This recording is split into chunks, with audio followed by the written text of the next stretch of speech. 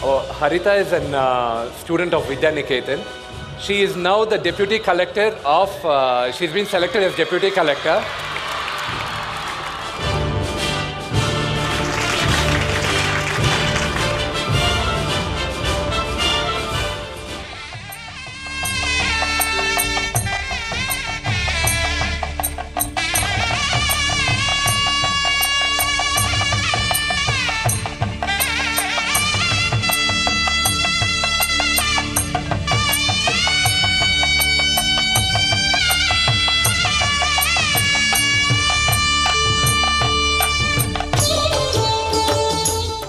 Good evening to everybody. నేను స్టూడెంట్గా ఉన్నప్పుడు ఇదే మరి కేకలు వేసేవాడిని, ఇప్పుడు కేకలు వింటున్నాను. మీ కేరింతలు చూస్తే ఒక నూతనమైన ఉత్సాహం వస్తూ ఉంది. ఈరోజు మోహన్ బాబు గారిని చూస్తే ఒక అదృష్టవంతుడు, ఒక మంచి కార్యక్రమం చేశారు. మోహన్ బాబుని ఒకసారి చూస్తే నాకు చాలా ఆప్తమిత్రుడు, బంధువు. ఆయన సినిమాల్లోకి పోయినప్పుడు నేను స్టూడెంట్గా ఉన్నాను. అక్కడి నుంచి చూస్తే అంచెలంచెలుగా ఒక వ్యక్తి ఏ విధంగా బ్రహ్మాండంగా జీవితంలో పైకి వస్తారనేదానికి మోహన్ బాబు గారు ఒక ఉదాహరణ. దానికి కారణం ఒక విజను, దాన్ని సాధించే బాగా కష్టపడే మనస్తత్వం అని చెప్పి కూడా నేను మీకు తెలియజేస్తున్నాను. మీరందరూ ఇక్కడ స్టూడెంట్స్ అంతా ఉన్నారు. ఈరోజు మోహన్ బాబుని చూసిన తర్వాత మీరు కూడా మీకంటూ ఒక విజన్, ఒక గోల్ సెట్ చేసుకోవాల్సిన అవసరం ఉంది. చేసుకుంటామని గట్టిగా చప్పట్లు కొట్టి మీ జీవితంలో పైకి రావడం కోసం, ఒక ఆశయం కోసం మీకంటూ గోల్ సెట్ చేసుకోవాల్సిన అవసరం ఉంది. ఏదైనా సాధ్యం.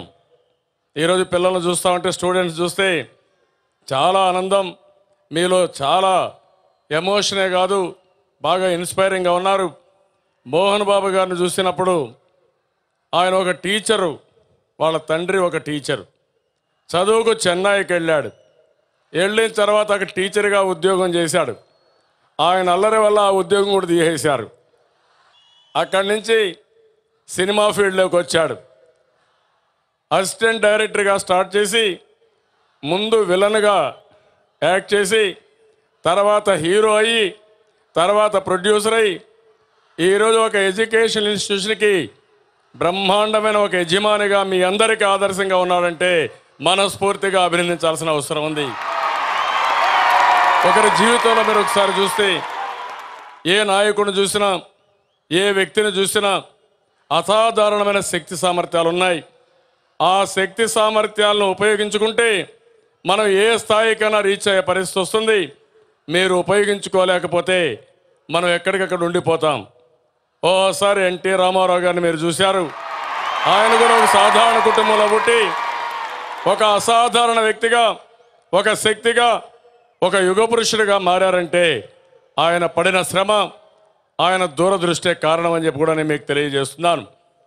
ఈరోజు మోహన్ బాబు గారిని చూస్తే ఒక ఐఏఎస్ ఆఫీసర్ని తయారు చేశారు, చాలా సంతోషం. ఎంటెక్ చదివి సివిల్ సర్వీస్కి వెళ్ళి ఈరోజు ఆ అమ్మాయి సబ్ కలెక్టర్గా పనిచేస్తూ ఉంది. అదే అన్నాను, రేపు మళ్ళీ మా గవర్నమెంట్ వస్తుంది, నువ్వు నా దగ్గర పనిచేయాల్సి వస్తుంది, బాగా చేయమని ఆ అమ్మాయిని అభినందించాను.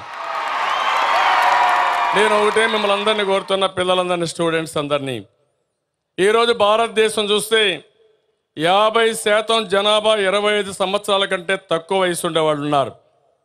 అమెరికా, చైనా, యూరప్ ఏ దేశాలు చూసినా ఎక్కువ వయసు అయిన వాళ్ళు ఉన్నారు. ఈ పిల్లలందరినీ చదివించగలిగి సమర్థులుగా తయారు చేయగలిగితే ప్రపంచాన్నే శాసించే శక్తి ఒక్క భారతదేశానికే ఉంటుంది. దాంట్లో కూడా అనుమానం లేదని చెప్పి కూడా నేను మీకు తెలియజేస్తున్నాను. ఈరోజు ఒక్క విషయం మీరు గుర్తుపెట్టుకోవాలి. 1991 కంటే మునుపు భారతదేశంలో ఒకే పార్టీ పాలన, అది కాంగ్రెస్ పార్టీ పాలన. ఏ కొద్ది సమయం జనతా గవర్నమెంట్ లేకపోతే ఎన్ఎఫ్ గవర్నమెంట్ వచ్చింది తప్ప అక్కడ అంతా కాంగ్రెసే ఉన్నారు. కానీ దేశం అభివృద్ధి కాలేదు. దానికి కారణం మనం అవలంబించిన ఆర్థిక విధానం. 1991లో పివి నరసింహారావు గారు ప్రధానమంత్రి అయిన తర్వాత ఫారిన్ ఎక్స్చేంజ్ రిజర్వ్స్ కూడా లేకుండా ఏదైతే పెట్రోల్ డీజిల్ కూడా ఇంపోర్ట్ చేయలేకుండా మొదటిసారి ఆర్థిక సంస్కరణలకి నాంది పలికారు.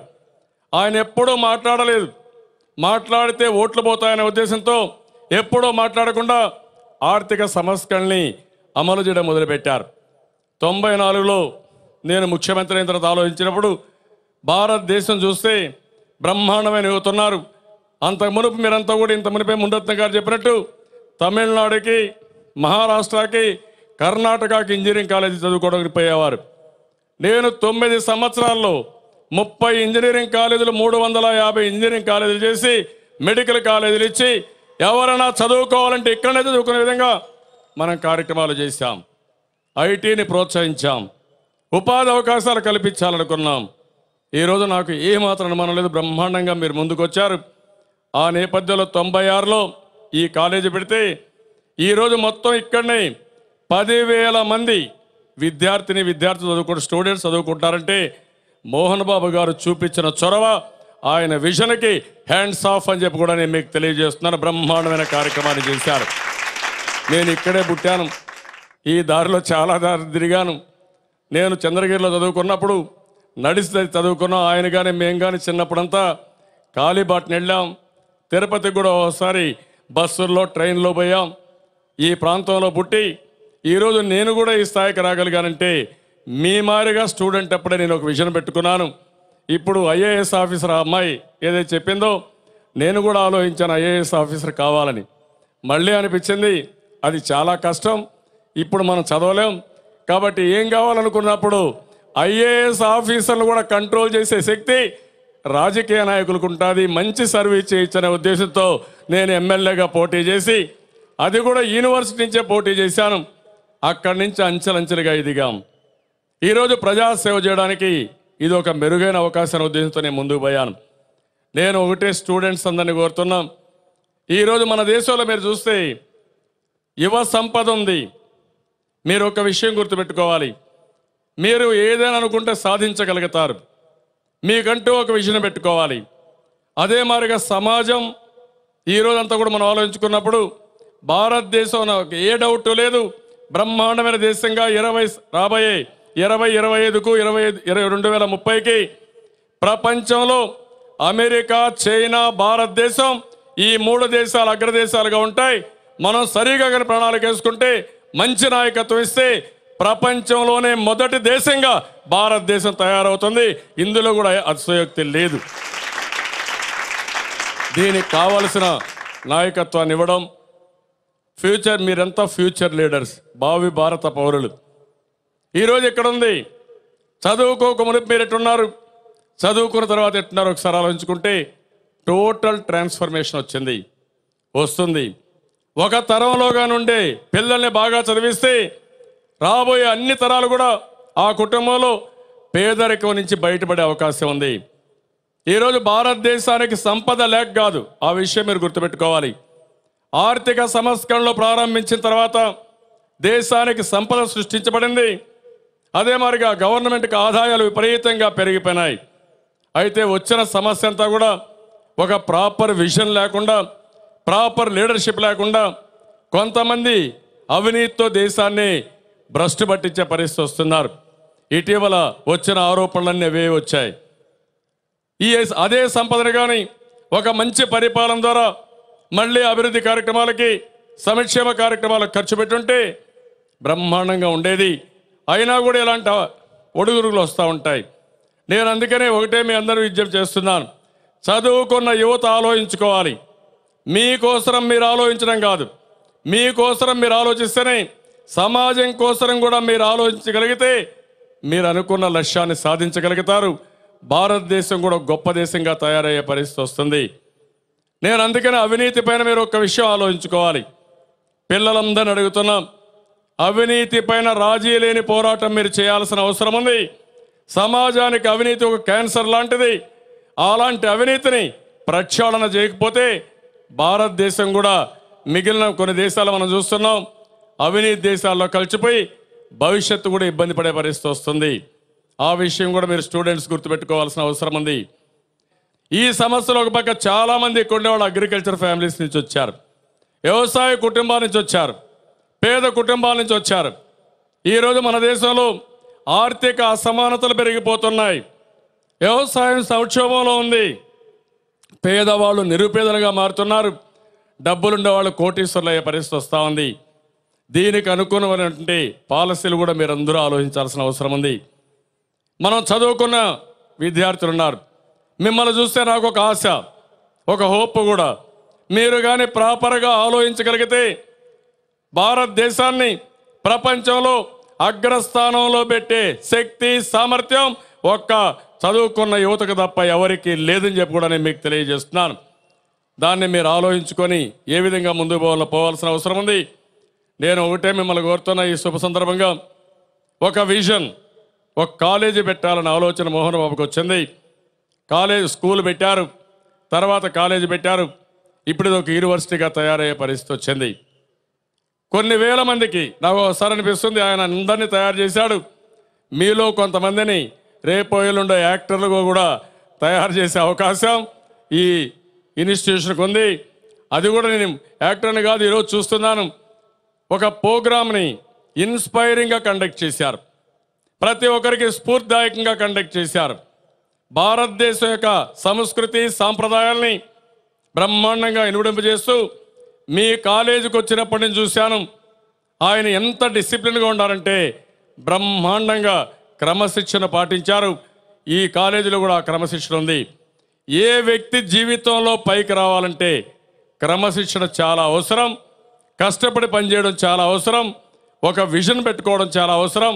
ఇవి ఉంటే ఏదైనా సాధించగలుగుతామని చెప్పి కూడా నేను మీకు తెలియజేస్తున్నాను. అదే మరిగా ఏదైనా తీసుకోండి మీరు. ఒక కుటుంబం కానీ, లేకపోతే ఒక ఇండస్ట్రీ కానీ, లేకపోతే ఒక ఇన్స్టిట్యూషన్ కానీ, లేకపోతే ఒక స్టేట్ కానీ సమర్థవంతమైన నాయకత్వం ఉండాల్సిన అవసరం ఉంది. ఆ విషయంలో కూడా మనం ఆలోచించుకోవాల్సిన అవసరం ఉంది. ఒక సమర్థవంతమైన నాయకత్వం ఉంటే ఎక్కడికక్కడ ప్రజల్లో చైతన్యం వస్తే ఆటోమేటిక్గా బ్రహ్మాండమైన ఫలితాలు వచ్చే పరిస్థితి వస్తుంది. ఈరోజు యువతలో నేను చూస్తున్నాను, చాలామందిలో రాజకీయాలంటే ఆసక్తి చాలా తక్కువ ఉంది. ఈరోజు ఒక్క విషయం మీరు గుర్తుపెట్టుకోవాలి, మీ అందరి భవిష్యత్తు నిర్ణయించేది రాజకీయాలు. రాజకీయాల పట్ల యువత ఆసక్తి చూపించాలి. మీరు అర్థం చేసుకోవాలి, ఎవరేం చేస్తున్నామో అనలైజ్ చేయాలి. రాబోయే రోజుల్లో ఏ ప్రభుత్వం వస్తే ఎవరైతే ఈ రాష్ట్రాలు బాగుపడతాయి, దేశం బాగుపడుతుందో ఆలోచించుకోవాలి. రెండోది, నేను అందుకని అన్ని కాలేజీలు తిరిగి స్టూడెంట్స్ని కూడా అడ్రస్ చేస్తూ మేము యూత్ని కూడా అడ్రస్ చేస్తూ రిక్వెస్ట్ చేస్తున్నాను, మీరు కూడా రాజకీయాల్లోకి రావాలి. ఈ కలుషితమైన వాతావరణాన్ని ప్రక్షాళన చేసే శక్తి సామర్థ్యాలు యువతకు విద్యార్థులకు తప్ప వేరే వాళ్ళకు లేదు. దానికి ముందుకు రావాల్సిన అవసరం ఉంది. వస్తామని గట్టిగా స్టూడెంట్స్ కూడా చప్పట్లు కొట్టి మీ హర్షాన్ని ఆమోదం తెలియజేయాల్సిన అవసరం ఉంది. మీరు చాలామంది ఆలోచిస్తున్నారు, ఈ రాజకీయాలు మాకెందుకు, మేము బాగా చదువుకున్నాం, మాకు ₹1,00,000 ఆదాయం వస్తుంది, ఆనందంగా ఉండొచ్చు. అదే మాదిరిగా ఓటేయడానికి కూడా మీరు రాని పరిస్థితి వస్తూ ఉంది. ఎప్పుడైతే మీరు రాజకీయాలపైన ఆసక్తి చూపారో, కనీసం ఓటు కూడా వేయరో, మీరు కావాల్సిన గవర్నమెంట్ కోరుకోవడం కానీ, మీకు కావాల్సిన సమస్యల పరిష్కారం చేయమని అడిగే హక్కు కూడా మీకు లేదని చెప్పి కూడా నేను మీకు తెలియజేస్తున్నాను. సివిక్ సెన్స్ పెరగాలి, చదువుకున్న వాళ్ళ నుంచి ప్రారంభం కావాలి. గ్రామాల్లో ఉండే చదువుకున్న వాళ్ళు కూడా చెప్పాల్సిన అవసరం ఉంది. మనం ఎలాంటి రాష్ట్రాన్ని, ఎలాంటి దేశాన్ని నిర్మాణం చేసుకోవాలనుకుంటున్నామో అది మన చేతుల్లో ఉంది. ఈరోజు మనం చూస్తే ప్రపంచంలో ప్రజాస్వామ్యానికి ఉండే గొప్ప శక్తి అది. ప్రజలు ఎవరు కావాలనుకుంటే వాళ్ళు అధికారంలో ఉంటారు. ఏ పార్టీ రాణించాలంటే ఆ పార్టీకి పట్టం కట్టే పరిస్థితి వస్తుంది. కాబట్టి ఈ మీటింగ్లో నేను మీ అందరినీ కోరుతున్నా, నేను ఇటీవల కాలంలో యువ తరంగాల పేరుతో యువతను ప్రోత్సహించి మీటింగ్లు పెడుతున్నాం. విద్యార్థుల దగ్గరకు వస్తున్నాను. నేను ఒకటే మిమ్మల్ని కోరేది, నేను 94లో ముఖ్యమంత్రి అయిన తర్వాత విజన్ 2020 ఒక డాక్యుమెంట్ తయారు చేశాం. నేను ఆ రోజు చెప్పాను, ఆంధ్రప్రదేశ్ కానీ భారతదేశం కానీ సరైన నిర్ణయాలు తీసుకుంటే డబల్ డిజిట్ గ్రోత్ వస్తుంది, 10-12% గ్రోత్ వస్తుంది. అమెరికాను కూడా చైనాను కూడా డామినేట్ చేసే శక్తి ఇండియాకు ఉందని ఆ రోజు నేను చెప్పడం జరిగింది. ఒక్క నిర్ణయం తీసుకొని ఒక్క ఐటీని ప్రోత్సహిస్తే ప్రపంచంలోనే మన వాళ్ళు ఏ దేశానికి పోయినా బ్రహ్మాండంగా వచ్చారంటే అది 9 సంవత్సరాల్లో మనం సాధించగలిగాం.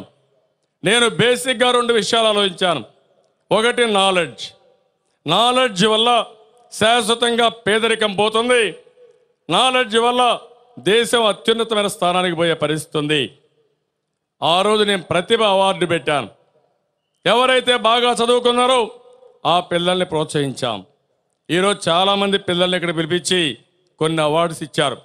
ఈరోజు ఒక స్టేజ్ దాటిన తర్వాత పిల్లలకు ప్రోత్సాహం ఉండాలంటే అలాంటి అవార్డ్స్ బ్రహ్మాండంగా వాళ్ళని ప్రోత్సహిస్తాయి, ప్రైడ్ ఇస్తుంది, ఇంకా బాగా కష్టపడి పనిచేసే అవకాశం ఉంటుంది.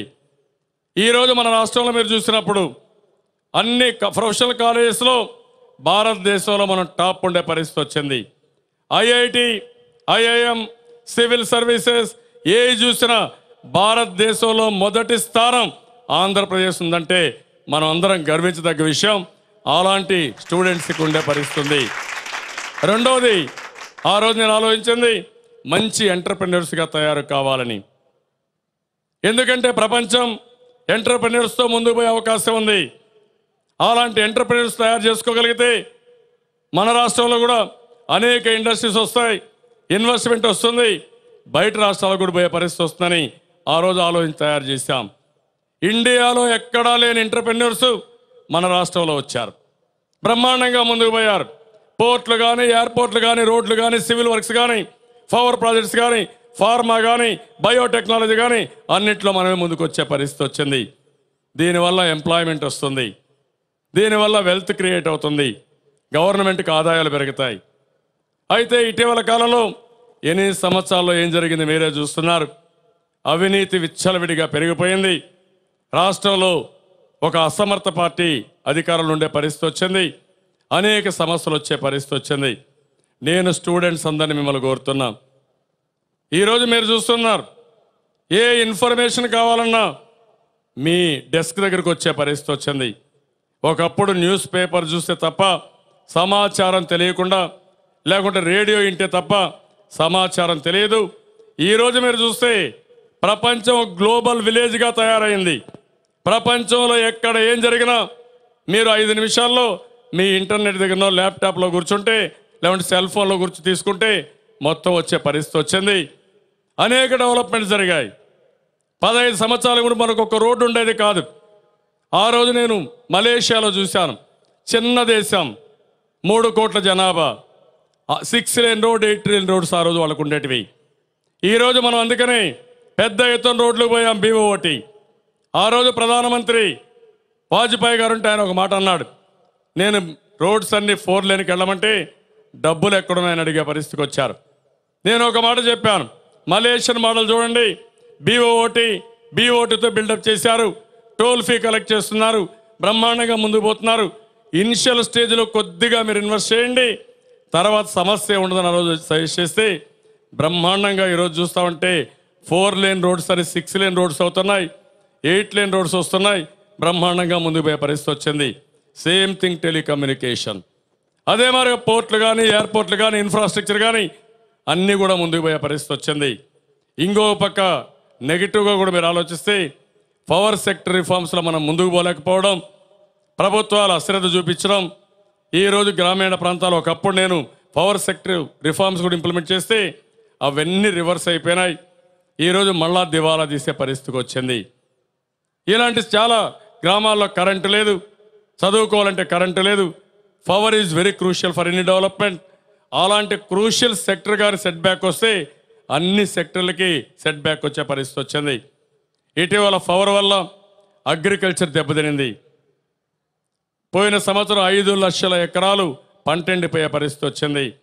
ఈ సంవత్సరం పవర్ ఇవ్వకుండా స్మాల్ స్కేల్ ఇండస్ట్రీస్ అన్నీ మూతపడే పరిస్థితి వచ్చింది. మేజర్ ఇండస్ట్రీస్ కూడా కాంపిటేటివ్ ఎడ్జ్ లేకుండా దెబ్బతినే పరిస్థితికి వచ్చారు. ఫైనల్గా 30,000 40,000 కోట్ల రూపాయలు ఇండస్ట్రీకి నష్టం వచ్చి సిక్కయ్యే పరిస్థితి వస్తూ ఉంది. ఇలాంటి సమస్యలన్నీ ఉన్నాయి. నేను ఒకటే మిమ్మల్ని కోరుతున్నాను, మీరు స్టూడెంట్స్ ఇక్కడ ఉన్నారు, మీరు ఆలోచించండి, మీకంటూ ఒక విజన్ పెట్టుకోండి, మీకంటూ ఒక ఆలోచన తెచ్చుకోండి, రాజకీయాలపై కూడా ఆసక్తి చూపేయండి, చూపించి భారతదేశాన్ని ప్రపంచ పటంలో పెట్టే విధంగా అగ్రస్థానంలో పెట్టే శక్తి యువతకు తప్ప స్టూడెంట్స్ తప్ప ఎవరికి లేదు. దానికి ముందుకు రావాల్సిందిగా నేను కోరుకుంటూ నేను స్మాల్ ఇంట్రడక్షన్ మాత్రం ఇచ్చాను. ఎందుకంటే ఇప్పుడు ఈ యొక్క ప్లజెంట్ మూమెంట్లో మిమ్మల్ని ఎక్కువ ఇది చేయకుండా ఎవరైనా క్వశ్చన్స్ అడగాలంటే మీరు అడగండి, దానికి ఎక్కువ ప్రాధాన్యత ఇచ్చి కొంచెం మాట్లాడుకుంటామని చెప్పి తెలియజేస్తూ now I request anybody want to ask any question they can ask. నమస్కారం సార్. ఓకే మా, నా పేరు విష్ణు, 4th బీటెక్ ఈఏ చదువుతున్నాను సార్. నాకు క్వశ్చన్ ఏంటంటే ప్రస్తుతం మొన్న చూసాము రైల్వే బడ్జెట్లో రేట్లు పెంచారని చెప్పి రాజీనామా డ్రామా చాలా జరిగింది. ఆ సమయంలో ఒక క్వశ్చన్ వచ్చిందనమాట. ఆ టైంలో ఏంటంటే ఒక ప్రాంతీయ పార్టీలు జాతీయతత్వంతో ఆలోచించడం లేదు, అవి జాతీయత కోసం పాటుపడడం లేదనే ఒక చిన్న వాక్యం సమస్య వచ్చిందనమాట. దాన్ని ఒక లోకల్ పార్టీగా మీరు ఎలా దాన్ని వర్ణిస్తారు? భారతదేశ చరిత్రలో మొట్టమొదటిసారిగా రైల్వే బడ్జెట్ ప్రతిపాదించిన మంత్రి రైల్వే బడ్జెట్ కూడా పాస్ కాకమునిపే ఇంటికి పోయే పరిస్థితి వచ్చింది, వేరే మంత్రి వచ్చే పరిస్థితి వచ్చింది. ఇది అసాధారణమైనటువంటి సంఘటన. అయితే వారు చెప్పిన దాంట్లో ఒక కన్సర్న్ ఉంది. అయితే జాతీయ పార్టీలు కూడా పెద్దగా బాధ్యతతో ప్రవర్తించడం లేదు. జాతీయ పార్టీలు బాధ్యతతో ప్రవర్తించుంటే 10 సంవత్సరాలు ఏదైతే ట్యాక్స్ వేయాలనుకున్నారో అవన్నీ కూడా పన్నులు ఒకటేసారి పెంచేసినప్పుడు ఒక రీజనల్ పార్టీగా మమతా అయితే భయపడి ఇదంతా నా మీద పడుతుందని ఆవిడ అపోజ్ చేసే పరిస్థితి వచ్చింది. అదే కానీ కన్సెన్సస్తో ఒక యూపీఏ గవర్నమెంట్, కోయలేషన్ గవర్నమెంట్ వాళ్ళు మాట్లాడుకొని కన్సెన్సస్ చేస్తుంటే ఆ పరిస్థితి వచ్చేది కాదు. ఈరోజు జాతీయ పార్టీలు ఉన్నాయి. నార్త్ ఇండియా మీరు చూశారు, 5 రాష్ట్రాల్లో కాంగ్రెస్ కానీ బీజేపీ కానీ 2 పార్టీలు దెబ్బతిన్నాయి. రెండో విషయం చూస్తే ఒక జాతీయ పార్టీగా కాంగ్రెస్ పార్టీ ఉండి ఇటీవల 2G స్పెక్ట్రమ్ కానీ, కామన్వెల్త్ గేమ్స్ కానీ, లేకపోతే బ్లాక్ మనీ కానీ, లేకపోతే ఓబులాపురం లాంటి మైనింగ్ కానీ, అందులో జరిగిన కుంభకోణం కానీ, మన రాష్ట్రంలో జరిగిన అవినీతి కానీ ఎక్కడా జరిగే పరిస్థితి లేదు. అంటే జాతీయ పార్టీలు కూడా ఫెయిల్ అవుతున్నాయి. రీజనల్ పార్టీస్ అన్నీ కూడా అదే పందాలో పోలేదు. రీజనల్ పార్టీస్ జాతీయ భావంతో పోతున్నాయి, దాంట్లో ఎక్కడ సందేహం లేదు. కానీ ఇలాంటి సంఘటనలు అప్పుడప్పుడు వచ్చినప్పుడు ఏ అయితే కోయలేషన్ గవర్నమెంట్స్ వస్తున్నాయో వాళ్ళు జాగ్రత్తగా చేయాల్సిన అవసరం ఉంది. మీరు అడిగిన క్వశ్చన్ మీరు చూస్తే ఒకప్పుడు single party domination Congress party, ఆ రోజు గ్రోత్ లేదు, ప్రపంచమంతా ఎగతాళి చేసేవాళ్ళు హిందూ గ్రోత్ రేట్ అని. ఈరోజు కోయలేషన్ గవర్నమెంట్స్ వచ్చాయి 91 నుంచి. మనం అవలంబించినటువంటి పాలసీల వల్ల బ్రహ్మాండమైన గ్రోత్ వస్తుంది. ఇలాంటి అనుమానాలు అప్పుడప్పుడు వస్తూ ఉంటాయి. ఒక స్టేబుల్ గవర్నమెంట్ రావాలంటే ఒక కన్సెన్సస్తో పోవడం తప్ప నియర్ ఫ్యూచర్లో నాకు ఏమాత్రం అనుమానం లేదు. జాతీయ పార్టీల్లో సమర్థవంతమైన నాయకత్వం లేదు. ఇంకా రాబోయే రోజుల్లో రీజనల్ పార్టీస్ని ఎన్టీ రామారావు గారు ఎప్పుడో చెప్పారు, 83-84లో చెప్పారు, ఒక కోఆపరేటివ్ ఫెడరల్ స్ఫూర్తితో ముందుకు పోతున్న రాజకీయాలని. అవి రియల్ పాలిటిక్స్ వచ్చే పరిస్థితి వచ్చింది. బట్ మీరు చెప్పిన కన్సర్న్ కూడా దృష్టిలో పెట్టుకొని ఇంకా కోయలేషన్ పార్ట్నర్స్ అందరూ బాధ్యతతో ప్రవర్తించాలి, ఒక కన్సెన్సస్ తీసుకోవాలి. ఏ పని చేసినా అందరూ కలిసి చేయాలి తప్ప ఇలాంటి అనుమానాలు వచ్చే పరిస్థితి వస్తే దానివల్ల గవర్నమెంట్కి సెట్ బ్యాక్ వస్తుంది, ప్రజల అనుమానాలు వస్తాయి. తప్పకుండా ఆ చర్య తీసుకోవాల్సిన అవసరం. Thank you. నమస్తే సార్, నా పేరు అర్షి సార్. మొన్న మధ్య పేపర్ చదివినప్పుడు కాంగ్రెస్ ప్రభుత్వం ఆర్టీసీని ప్రైవేటీకరణ చేయాలని అనుకుంటోంది సార్. రాబోయే ఎలక్షన్లో మీరు సీఎం అయితే మీరు ఆర్టీసీకి ఏ ప్రయోజనాలు చేస్తారని నేను అడుగుతున్నాను sir. Actually my father is an RTC employee. Because of a family member I'm asking A question. అదేనమ్మా, మీ నాన్న అడగాలి నువ్వు. నేను 2004లో ఆర్టీసీని ప్రైవేటైజ్ చేస్తాను చెప్పలేదు. కాంగ్రెస్ నాయకులు ఆ రోజు నేను ఆర్టీసీని ప్రైవేటైజ్ చేస్తానని అసత్యాలు చెప్పి పబ్లిసిటీ ఇచ్చి తద్వారా అధికారానికి వచ్చారు. ఆ రోజు తప్పుడు ప్రచారం చేశారు. ఇప్పుడు ఆర్టీసీని ప్రైవేటైజ్ చేయాలనుకుంటున్నారు. మీ నాన్నకి చెప్పు, ఆయన ద్వారా అందరికీ చెప్పండి. ఎట్టి పరిస్థితుల్లో తెలుగుదేశం పార్టీ దీన్ని ఒప్పుకోం. దానికి కారణం ఏంటంటే ప్రైవేట్ ట్రాన్స్పోర్టేషన్కి కాంపిటీషన్గా కామన్ మ్యాన్కి ఆర్టీసీ ఉండాలి, ప్రభుత్వ రవాణా సంస్థ ఉండాలి. ఆదాయాలు పెరిగినాయి, దీన్ని ప్రైవేటైజ్ చేయడం కరెక్ట్ కాదు. దాన్ని సమర్థవంతంగా నడపాలి తప్ప ప్రైవేటైజ్ చేస్తే మొత్తం ప్రైవేట్ చేతుల్లో పోయిందంటే చాలా ఇబ్బందులు వస్తాయి. పాత అపోహలు తీసేసి ఓట్లు వేయించే బాధ్యత తీసుకోవాలి మనం. Thank you sir, I will do the same. Good evening sir, నా పేరు శ్రీకాంత్.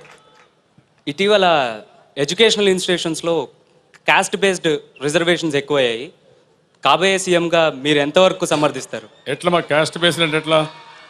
ఎస్సీకి ఇంత % సీట్స్ అని, బీసీకి ఇన్ని % సీట్స్ అని. ఇప్పుడు తమ్ముడు చెప్పిన దానిపైన ఇక్కడుండే పిల్లలకు కూడా నేను విజ్ఞప్తి చేసేది, రిజర్వేషన్స్ అనేటివి కొంత తప్పవు. ఎందుకంటున్నానంటే ఎస్సీలు తరతరాలుగా పేదరికం నుంచి వస్తున్నారు. వాళ్ళు ఎకనామిక్గా వెనకబడ్డారు, సోషల్గా వెనకబడ్డారు, విద్యాపరంగా వెనకబడ్డారు. అలాంటి వారికి కొంచెం పుషప్ ఇవ్వకపోతే చాలా సమస్యలు వస్తాయి. ఇంకా ఆర్థిక అసమానతలు పెరిగిపోయే పరిస్థితి వస్తుంది. అదే మాదిరిగా చదువుకోవాలి అనుకునే ప్రతి ఒక్క పేదవాడిని చదివించే బాధ్యత ప్రభుత్వం తీసుకోవాల్సిన అవసరం ఉంది. దానికి ఏ చదువుకోవాలన్నా, ఇంజనీరింగ్ కానీ మెడికల్ కానీ ఏ చదువుకోవాలన్నా అందరి పిల్లల్ని చదివించే బాధ్యత ప్రభుత్వం తీసుకోగలిగితే ఫీజు రీఎంబర్స్మెంట్ కానీ లేకపోతే స్కాలర్షిప్లు కానీ ఇవన్నీ ఇచ్చి ఈ సమస్య పరిష్కారం అవుతుంది. ఇప్పుడు నెంబర్ ఆఫ్ కాలేజెస్ పెద్ద సమస్య కాదు, కానీ ఆ రిజర్వేషన్ ఉండాలి, పేదవాళ్ళకి సహకరించే పరిస్థితి రావాలి. అందుకే నేను ఒక మాట చెప్పాను, గవర్నమెంట్కి ఆదాయాలు బాగా పెరుగుతున్నాయి, ఇంకా ఎడ్యుకేషన్కి ఎక్కువ అవుట్లే పెట్టాల్సిన అవసరం ఉంది. ఆ విధంగా పెట్టి అటు అగ్రవర్ణాలు కానీ ఎస్సీలు బీసీలు కానీ రెండు కూడా బ్యాలెన్స్ చేసుకొని ముందుకు పోతాం. స్కాలర్షిప్లు, ఫీజు రీఎంబర్స్మెంట్ ఈ రెండుకి ప్రాధాన్యత ఇచ్చి అన్ని విధాలు అందుకుంటాం. గుడ్ ఈవినింగ్ సార్, నా పేరు Ujjwal, 3rd year civil engineering. మీరు చెప్పారు ఇందాక చిన్నప్పటి నుంచి నేను మా అంకుల్ మంచి ఫ్రెండ్స్ కలిసి తిరిగామని. ఇప్పుడు అందుకోసమే ఆచరణ ఉండబట్టి మీరు ఇంత దూరం వచ్చారు, మాకు బ్లెస్సింగ్స్ ఇవ్వడానికి వచ్చారు. ఇప్పుడు ప్రస్తుతం మీ రిలేషన్షిప్ ఎలా ఉంది? Are you still friends? ఇప్పుడు చూసావు కదా, స్టిల్ ఫ్రెండ్స్, ఫ్యూచర్ ఫ్రెండ్స్. దాంట్లో మా తమ్ముడికి డౌట్ వచ్చింది. ఏమి నీకు డౌట్ అవసరం లేదు తమ్ముడు, బంధువులం, ఫ్రెండ్స్, ఎప్పటి నుంచో కలిసి ఉన్నాం. ఆ మధ్యలో ఆయన పని ఆయన చేసుకుంటూ నా పని నేను చేస్తున్నా, కానీ భవిష్యత్తులో ఇద్దరం కలిసి బ్రహ్మాండంగా ముందుకు పోతాం. అన్ని విధాలు ఒకరికొకరు సహకరిస్తాం. ఆయన రాజకీయాలకు రావాలంటే ఆయన స్వాగతిస్తాను. మళ్ళీ ఆయన ముందు పెట్టి అందరం కలిసి ముందుకు పోయి అన్ని విధాల రాజకీయాలు కానీ సమాజానికి మంచి చేయడం కానీ ఇవన్నీ జరుగుతాయి. Thank you. తప్పకుండా అంకుల్, మీ రిలేషన్షిప్ లాంగ్గా ఉండాలి. Thank you. నమస్కారం అంకుల్. నమస్కారం. నా పేరు సుజిత్ కుమార్, 3rd ఇయర్ ఈకానీ చదువుతున్నాను.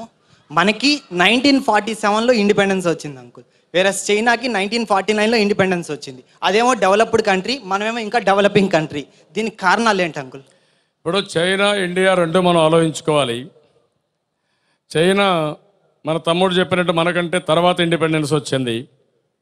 వాళ్ళు కూడా చాలా ప్రయోగాలు చేశారు. అటు వన్ స్టేజ్ అయితే కల్చరల్ రెవల్యూషన్కి వెళ్ళి కాలేజీలు, యూనివర్సిటీలు క్లోజ్ చేసి అందరినీ గ్రామాలకు పోయి కల్చరల్ రెవల్యూషన్ మీద ప్రాపగండా చేశారు. ఫలితాలు రాలేదు. మనం 91లో ఆర్థిక సంస్కరణలు పోయాం, వాళ్ళు 78లో ఆర్థిక సంస్కరణలు వెళ్ళారు. అంటే 13 ఏళ్ళు మనకంటే లీడ్ ఉంది. రెండోది వాళ్ళది డెమోక్రసీ లేదు, communist party, long term plan చేయగలుగుతారు. మన దగ్గర 5 ఏళ్ళకు ఒకసారి ప్లానింగ్ చేయాలి, మధ్యలో బై ఎలక్షన్లు వస్తాయి. ఈరోజు మీరు చూస్తే నేను 9 సంవత్సరాల బ్రహ్మాండమైన హైటెక్ సిటీ క్రియేట్ చేశాం, సైబరాబాద్ టౌన్ ఏర్పాటు చేశాం, మొత్తం స్టేట్ని ఒక దీంట్లో పెట్టగలిగాం. అది అయిన తర్వాత కాంగ్రెస్ వచ్చే 8 సంవత్సరాలు ప్రియారిటైజేషన్లో తప్పు చేశారు, అంతా అవినీతిలో కూరుకుపోయింది, అసమర్థ పార్టీలు వచ్చాయి, అన్నీ కలిసి ఇప్పుడు ఏమైందంటే రాష్ట్రం వెనక్కి వెళ్ళిపోయింది. ఒక్క విషయం మీరంతా స్టూడెంట్స్ ఆలోచించండి. ఒకప్పుడు బీహార్, యూపీని బీమార్ స్టేట్స్ అనేవాళ్ళు, ఎక్కడ డెవలప్మెంట్ ఉండేది కాదు. ఈరోజు బీహార్లో నితీష్ కుమార్ వచ్చిన తర్వాత స్టేబుల్ గవర్నమెంట్ ఇచ్చి డెవలప్మెంట్లో ముందుకు పోయే పరిస్థితి వచ్చింది. నిన్న కూడా మళ్ళీ యూపీలో అఖిలేష్ వీళ్ళు వచ్చిన తర్వాత కొంత ఇంప్రూవ్మెంట్ అయ్యే పరిస్థితి వచ్చింది. ఒకప్పుడు తెలుగుదేశం పార్టీ అధికారంలో ఉన్నప్పుడు ప్రపంచంలో మీరు ఎక్కడికి పోయినా భారతదేశం అంటే మొట్టమొదటిసారిగా గుర్తొచ్చేది హైదరాబాద్, ఆంధ్రప్రదేశ్ గుర్తొచ్చింది. ఆ విధంగా ఆంధ్రప్రదేశ్ని ప్రపంచ పట్టణంలో పెట్టిన ఘనత తెలుగుదేశం పార్టీకి, తెలుగుదేశం ప్రభుత్వానికి దక్కింది. చైనాను కూడా తొందరలోనే డామినేట్ చేసే శక్తి ప్రపంచంలో ఏ దేశానికి లేదు, అది ఒక్క భారతదేశానికే ఉంది. అది జరుగుతుంది, అది ఎక్కడికక్కడ ఇన్స్పిరేషన్తో ముందు తీసుకుపోవాలి. ప్రతి 5 ఇయర్స్కి ఒకసారి ప్లానింగ్ చేసే దానికన్నా మినిమైజ్ చేసుకొని చేస్తే ఇంకా బాగుంటుంది కదా. అంటే రెండు ఉన్నాయి. 5 years ప్లానింగ్ ఒకటి ఉంది, దానికి మళ్ళీ ఇయర్లీ మనం బడ్జెట్ పెట్టుకుంటున్నాం. కనీసం 5 ఏళ్ళు కానీ ఒక షార్ట్ టర్మ్ పెట్టుకోకపోతే ప్రాబ్లమ్స్ వస్తాయి. పంచవర్ష ప్రణాళికలు కూడా రివ్యూ చేసుకోవాల్సిన అవసరం ఉంది. అసలు అందుకనే నేను మీకు ఒక మాట చెప్పింది మనపు విజన్ 2020 తయారు చేసి 20 సంవత్సరాలు ఒక ప్రణాళిక తయారు చేసుకున్నాం. దాన్ని 5 yearsకి ఒకసారి మళ్ళా ప్రణాళిక తయారు చేసుకొని మళ్ళీ ఇయర్లీ పెట్టుకొని ఇయర్లీ కూడా క్వార్టర్లీ పెట్టుకొని మనం ముందుకు పోవాలనుకున్నాం. అట్లా ఒక స్పష్టమైన నిర్దిష్టమైన ప్రణాళిక పెట్టుకుంటే తప్ప ఒకటి షార్ట్ టర్మ్ ఉండాలి, ఒకటి లాంగ్ టర్మ్ ఉండాలి, ఒకటి మీడియం టర్మ్ ఉండాలి. అప్పుడే మనం సాధిస్తాం, లేవంటే ప్రాబ్లమ్స్ వస్తాయి. చాలా సంతోషం. ఈరోజు మరొక్కసారి మోహన్ బాబు గారిని మనస్ఫూర్తిగా అభినందిస్తున్నాను. 5 గంటలు బయట ప్రపంచాన్ని పూర్తిగా మరిచిపోయిన మొదటి మీటింగు ఈరోజు ఇక్కడ మన కాలేజ్ మీటింగ్. ఇంతవరకు ఎప్పుడు కూడా నేను 5 గంటలు ఉండలేదు. మొత్తం ఒక మాటలో చెప్పాలంటే మైండ్ కూడా పూర్తిగా రిలాక్స్ అయ్యాం. ఎవ్రీడే ప్రతి ఒక్క నిమిషం ఏదో పని చేస్తామండి. ఇక్కడికి వచ్చిన తర్వాత పిల్లల్లో మీతో కూర్చొని ఆనందంగా 5 గంటలు గడిపాం. ఎట్టి పరిస్థితుల్లో మళ్ళీ ఆంధ్రప్రదేశ్ని భారతదేశంలో మొదటి రాష్ట్రంగా తయారు చేయడం కోసం, భారతదేశం అవినీతి రహిత దేశంగా తయారు చేయడం కోసం తెలుగుదేశం పార్టీ కంకణం కట్టుకొని పనిచేస్తాం. స్టూడెంట్స్ ఎవరైతే ఉన్నారో మీరంతా కూడా నిండు మనసుతో బ్లెస్ చేయాల్సిందిగా, మీరందరూ కూడా ఇవన్నీ ఆలోచించాల్సిందిగా, రాజకీయాల్లో ఉండే అవినీతిని కానీ కలుషితమైన రాజకీయాలను కానీ ప్రక్షాళన చేసే బాధ్యత యువత స్టూడెంట్స్ తీసుకోవాల్సిందిగా మరొక్కసారి కోరుకుంటూ చేస్తారని చెప్పి ఆశిస్తూ మోహన్ బాబు గారిని మరొక్కసారి అభినందిస్తూ ఒక మంచి కార్యక్రమానికి పిలిచారు. చాలా బాగా జరిగింది. ఈ కార్యక్రమం ఒక్క మోహన్ బాబు గారు తప్ప వేరే వాళ్ళు చేయలేరు. అలాంటి మంచి కార్యక్రమాన్ని రూపకల్పన చేసిన మోహన్ బాబు గారికి అభినందనలు తెలియజేస్తూ మరొకసారి అందరూ కూడా మనస్ఫూర్తిగా ఆశీర్వదించండి. అందరికీ నమస్కారాలు. జై హింద్. ఒక్కసారి మన ఇన్స్టిట్యూట్కు మిమ్మల్ని ఇంత అద్భుతంగా ఇన్స్పైర్ చేసినటువంటి ఒక మంచి మనిషికి అలాగే కూర్చున్నా చప్పట్లు కొట్టేది వినిపించలేదు, నాకేదో చెవుడుగా ఉంది. ఇంకా నిజమైన కేరింతలు అమ్మాయిలు, నిజమైన అభినందన ఇంకొకసారి. Thank you very much. Please take your seat.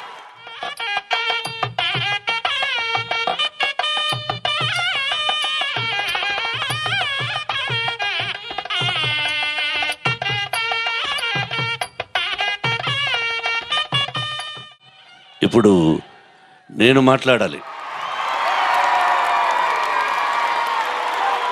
చంద్రబాబుకు నాకు ఉన్నటువంటి అనుబంధం, బాంధవ్యం ఎంతో ఉంది.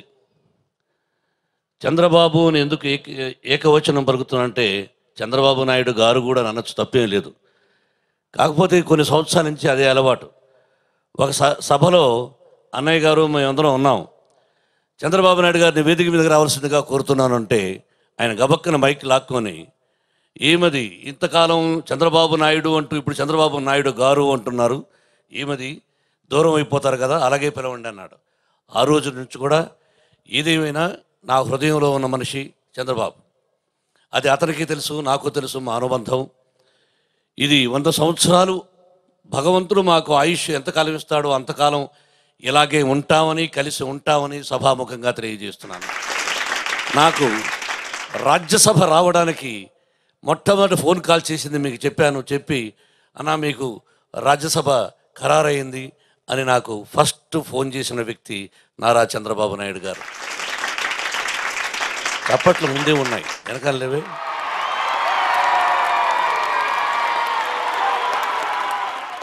వారన్నట్టుగా ఇది పొగడ్త కాదు, నేను పొగడాల్సిన అవసరం కాదు, ఫ్యాక్ట్. నిజాన్ని నిర్భయంగా చెప్పే మనిషిని నేను. మనం 9 సంవత్సరాలలో ఆంధ్ర రాష్ట్రం ఎంత బాగుపడింది, ఇంజనీరింగ్ స్టూడెంట్స్ ఏమిటి, ఇక ఐటీ ఏమిటి, రోడ్లు ఏమిటి, అన్నీ మీరు పేపర్ మీద వేసుకుంటే మీకే తెలుస్తుంది హూ డిడ్ గుడ్ జాబ్ అని. ఇంతకుముందు అన్నీ వారు చెప్పారు. ఈ రోజున దేనికైనా ఒక ఫౌండేషన్ కావాలి. My dear students, please listen. Certificates మనం పాస్ అయిన తర్వాత సంఖ్యలో సర్టిఫికేట్ పెట్టుకొని ఎక్కిన గడప దిగిన గడప పెడుతున్నాం. ఈ రోజున ఇతర దేశాల నుంచి వచ్చి మన ఇంటికి వచ్చి మన కాలేజీకి వచ్చి సెలెక్ట్ చేసి తీసుకెడుతున్నారంటే ఈ ఘనత నారా చంద్రబాబు నాయుడుదే. Say loudly yes. 40,000 కోట్ల రూపాయలు, మీరు వినాలి, 40,000 కోట్ల రూపాయలు మన ఆంధ్రదేశా నుంచి కంప్యూటర్స్ మన ఎగుమతి జరుగుతుందంటే software, he is the responsible person. 40,000 కోట్ల రూపాయల సాఫ్ట్వేర్, దీనికి పునాది వేసింది నారా చంద్రబాబు నాయుడు గారు. ఒక మంచి ఇంజనీరింగ్ కాలేజీలు కావాలని పల్లెటూరులో ఉన్న వాళ్ళు కూడా ఎక్కడో ఇతర రాష్ట్రాలకు వెళ్ళి డబ్బంతా అక్కడ ఇచ్చేస్తున్నారన్న ఉద్దేశంతో ఆంధ్ర రాష్ట్రంలో మంచి ఇంజనీరింగ్ కాలేజీలు కావాలని చెప్పి ఏర్పాటు చేసిన మొట్టమొదటి వ్యక్తి నారా చంద్రబాబు నాయుడు గారు. 9 సంవత్సరాలు ఆంధ్ర రాష్ట్రానికి యువతకు, ఈ రోజున యువత అంటున్నారు, ఇట్స్ ట్రూత్. యువత బాగుపడాలని, యువత ఇతర దేశాలకు వెళ్ళాలని, యువత క్షేమంగా ఉండాలని, విలేజ్ల్లో ఉద్యోగం లేకుండా అవస్థపడుతున్న వాళ్ళకి ఉద్యోగ అవకాశాలు కల్పించి కంప్యూటర్స్ అంటే ఇది, మన ఆంధ్ర రాష్ట్రం అంటే ఇది అని ఇతర దేశాల్లో చాటి చెప్పిన మొట్టమొదటి వ్యక్తి నారా చంద్రబాబు నాయుడు గారు. My dear students, it is a fact, nobody can say. కొన్ని పార్టీలు చెప్పచ్చు కాక, నేను ఏ పార్టీకి సంబంధించిన వాడే కాదు. Thank you very much, Chandrababu నన్ను ఎంతో ప్రేమగా పిలిచాడు, that is different matter, this is not the వేదిక. కానీ ఎవరైనా నిజాన్ని నిర్భయంగా ఒప్పుకోవాలి. 9 సంవత్సరాలు ఎంత అద్భుతంగా పరిపాలించి న్యాయంగా ధర్మంగా ఎంత చేశాడో మీకు తెలుసు. ఈరోజు చెప్పినట్టుగా ఎంతమంది జైళ్ళల్లో ఉన్నారో మీ అందరికీ తెలిసిందే. అటువంటి అవినీతికి పాల్పడకుండా క్రమశిక్షణతో తెలుగుదేశంలో ఒక కులానికి సంబంధించింది కాదు, అన్ని కులాలకు సంబంధించింది అని అన్నగారి సిద్ధాంతాన్ని తూచా తప్పకుండా పాటిస్తున్న వ్యక్తి నారా చంద్రబాబు నాయుడు గారు. ఇది మీకు తెలుసు, కులాలు లేవు. ఇక్కడ కూడా ప్రాస్పెక్ట్స్లో తీసేశాను.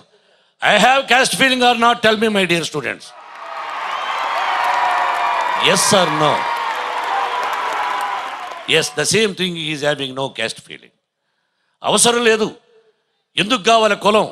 అందుకే ప్రాస్పెక్ట్స్, నేను ఫస్ట్ ప్రాస్పెక్ట్స్లో కులం అనే దాన్ని తీసేశాను. ఒకే కులం వాడు ఓటు వేస్తే గెలవడు పార్టీ, ఎమ్మెల్యే గెలవడు, ఎంపీ గెలవడు. అందరూ కలిసికట్టుగా ఉండాలి. ప్రతి కులం వాళ్ళు, ప్రతి మతం వాళ్ళు కలిసికట్టుగా పనిచేస్తేనే ఏ పార్టీ అయినా విజయాన్ని సాధిస్తుంది.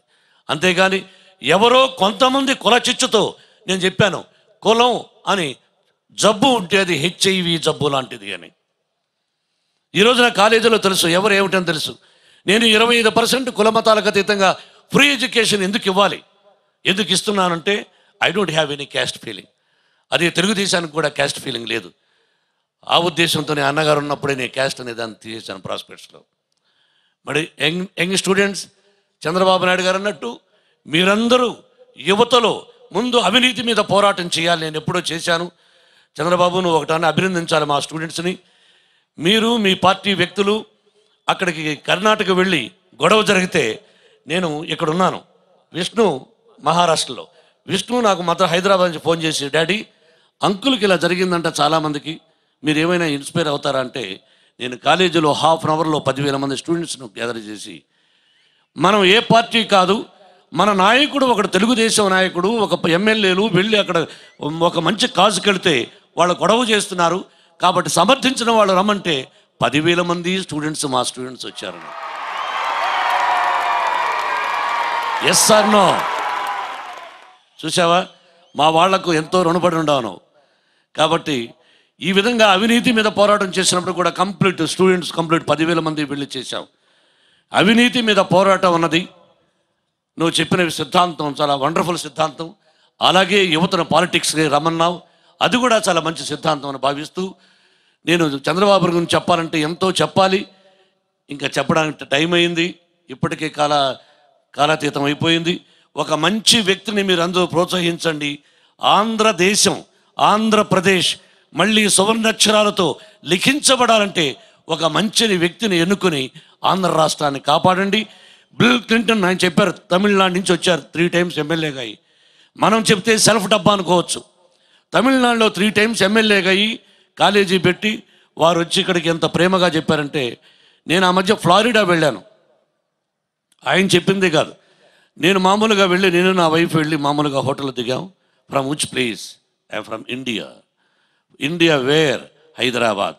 అంటే ఎవడివాడికి హైదరాబాద్ ఏం తెలుసు అంటే ఫ్లారిడాలో. Oh mister Naidu is place అన్నాడు. It is shock to me, really it is shock to me. అరే అప్పుడు అన్నాను, కొంచెం జలసీ ఏర్పడింది నాకు. అరే చంద్రబాబుకి ఎంత పేరు వచ్చిందా? మానవుడిగా కొంచెం సైకలాజిగా కుళ్ళు అవి ఉంటాయనుకోండి. నేను కూడా కొంచెం అలా జలసీ ఫీల్ అయ్యాను. But I feel proud for that.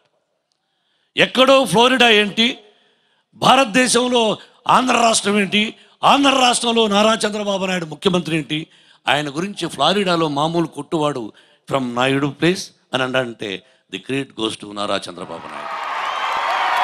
కాబట్టి యువతకు ఈ రోజున ఇతర దేశాల్లో ఎంతోమంది వెళ్ళి విద్యార్థులు ఉద్యోగం చేస్తున్నారంటే ఆ ఘనత, ఆ పునాది వేసినటువంటి నారా చంద్రబాబు నాయుడు గారు 100 సంవత్సరాలు అష్టైశ్వర్య ఆరోగ్యాలతో ఆ షిరిడి సాయినాథుడు, వెంకటేశ్వరుడు, కాళహస్తీశ్వరుడు, కాణిపాక వినాయకుడి ఆశీస్సులతో మళ్ళీ ఒక మంచి స్థానానికి నువ్వు రావాలని మనసా వాచ మా అందరి విద్యార్థుల తరపున, పేరెంట్స్ తరపున కోరుకుంటున్నాను. ఒక్కసారి మీరందరూ లేచి వారికి కరతాళధ్వనులతో చంద్రబాబుకు ఆశీస్సులందరి మనసుగా కోరుకుంటున్నాను. Thank you very much. అలాగే మునిరత్నం గారు, థ్యాంక్ యూ. వరప్రసాద్ గారు, వచ్చిన నా తోటి దర్శకులు ఉన్నారు, సాంకేతిక నిపుణులు ఉన్నారు, వాళ్ళందరూ రేపు కూడా కొంతమంది చీఫ్ గెస్టులుగా ఉన్నారు. అందరూ వచ్చారు. ఫంక్షన్ దిగ్విజయంగా జరిగింది. అలాగే దీపా వెంకట్ గారికి కూడా ఫోన్ చేసిన వెంటనే ఆవిడ ఎంతో ప్రేమగా వచ్చి ఆశీర్వదించారు. Thank you very much. Telugu Desam cadre కూడా ఇక్కడ ఉన్నారు, మన చిత్తూరు జిల్లా నుంచి. మీరందరికీ పేరు పేరున నా హృదయపూర్వక నమస్కారాలు తెలియజేసుకుంటూ థ్యాంక్ యూ వెరీ మచ్. వీర రాజాది రాజా వజ్రకీర్తి చరితం